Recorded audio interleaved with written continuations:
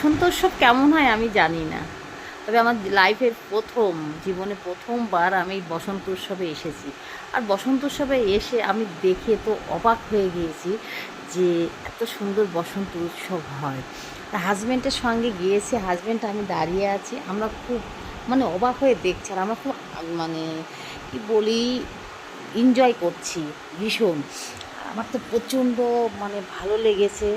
আর এত সুন্দর পরিবেশটা, আর এত সুন্দর জায়গাটা, পুরো ঝাউ গাছ দিয়ে ঘেরা, এত ভালো লাগছে কি বলে বোঝানোর মতো না। আর আমরা তো ওখানে 2 ঘন্টা ধরে কী করে টাইম চলে গেল বুঝতেই পারলাম না।